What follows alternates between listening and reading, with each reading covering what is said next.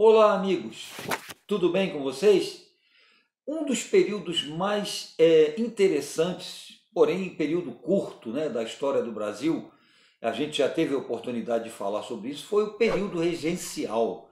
Durou de 1831 a 1840, quando o Brasil foi governado por regentes, né? Foi aquela transição entre o primeiro e o segundo reinado, até esperar aí, teoricamente, o Dom Pedro II fazer, né, completar a maioridade. Esse período foi um período de muita agitação, muitas rebeliões, muitos movimentos sociais. E nesse período a gente também teve alguns movimentos relacionados com escravizados. Nós tivemos a revolta de Carrancas, lá em Minas Gerais, tivemos a revolta de Manuel Congo, em Pati do Alferes, no Rio de Janeiro, mas tivemos um movimento, um levante de escravos e ex-escravizados, que foi a revolta dos Malês, que aconteceu lá em Salvador, em 1835. É importante a gente frisar aqui que os escravizados, os africanos escravizados, eles sempre resistiram à escravidão, né? Nunca aceitaram de forma passiva isso. Ninguém aceitaria, né, ser escravo, ninguém ficaria nessa condição, né, sem reagir, sem lutar para se libertar desse tipo de situação. E aqui no Brasil não foi diferente, não é? A gente já falou aí, sempre houve resistência, sempre houve luta, né, do escravizado, do africano escravizado contra a escravidão. Exemplos claros são, né, os quilombos, que existiram muitos quilombos no Brasil, não foi apenas o quilombo dos Palmares, nós tivemos quilombos em Minas Gerais, Rio de Janeiro, né, em várias regiões do Brasil. Tá? Ocorriam fugas frequentemente, era uma forma também de resistência, e havia até o banzo, né, quando o escravo se recusava, o escravizado, né, melhor falar assim, se recusava a trabalhar, né? Ele morria, né, de fome, de tristeza, ele se colocava num canto e não adiantava querer açoitá-lo, era a forma que ele tinha de protestar, né, contra a situação que ele estava vivendo. Então, sempre houve resistência contra a escravidão no Brasil. Tá? Então é bom a gente colocar isso em primeiro lugar. Muitos dos levantes, muitos dos movimentos, muitas das reações aconteceram na Bahia. A Bahia foi palco de muitos levantes de escravizados contra, né, a situação que eles viviam. A Bahia sempre foi um palco, onde esse tipo de coisa aconteceu.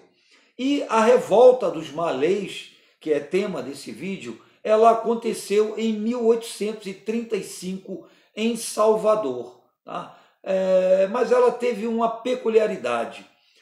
Os escravizados que participaram da revolta dos Malês eram escravos que vieram de regiões islamizadas da África. Eram chamados Nagô e Alçais, Nagôs e Alçais, que eram africanos islamizados. A gente sabe que o islamismo chegou à África durante a expansão do chamado Império Árabe. Então esses escravizados, eles sabiam ler e escrever em árabe, tá? E liam o Alcorão. Então eram escravizados que tinham um perfil diferente, né? E isso, de certa forma, facilitou a organização da chamada revolta dos Malês, porque eles trocavam informações, eles conversavam em árabe, trocavam bilhetes, né? Então foi assim o único, segundo os estudiosos, movimento ocorrido durante o período regencial que foi liderado por escravos e por ex-escravos, tá? Quais foram as razões desse levante, né? Obviamente a escravidão, a luta contra a escravidão, né? A violência da escravidão. Mas também a gente pode incluir aí as péssimas condições de vida de ex-escravizados, escravos alforriados, que participaram do movimento, tá? E também a questão da intolerância religiosa. A gente sabe que a intolerância religiosa era uma realidade no Brasil, não só durante o período colonial, mas também depois, né? Depois que o Brasil já era independente, depois que o Brasil já era uma monarquia.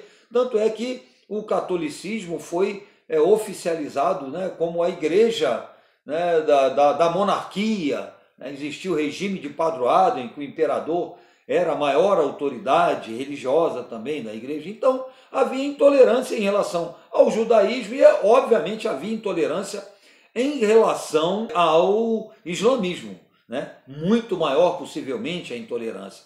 Então a revolta dos malês, ou o levante dos malês, contou com centenas de participantes dessas duas etnias, Nagô e Haussá, né? Conforme eu disse que eram muçulmanos. Tá? Agora, infelizmente, o movimento foi delatado, né? Eles foram denunciados e a coisa não chegou a se efetivar. A repressão veio, eles reagiram na medida do possível, mas infelizmente o resultado foi, né, que dezenas e dezenas de mortes, muitos foram degredados, mandaram de volta para a África, outros evidentemente voltaram para o cativeiro, tá? Mas a grande singularidade da revolta dos malês, ou do levante dos malês, foi assim o perfil dos escravizados que participaram do movimento, né? E as estratégias que eles delinearam, que eles desenharam. Tá? Então marcou bastante aí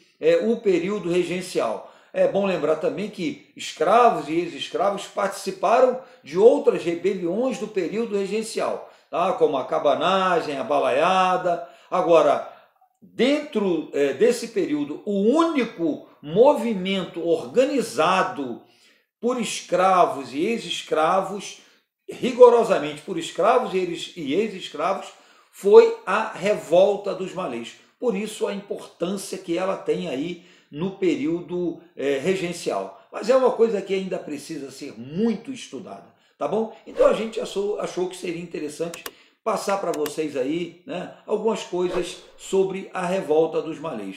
Tá? Uma das muitas formas de resistência do africano escravizado no Brasil. Tá bom, gente? Um grande beijo e até o próximo vídeo.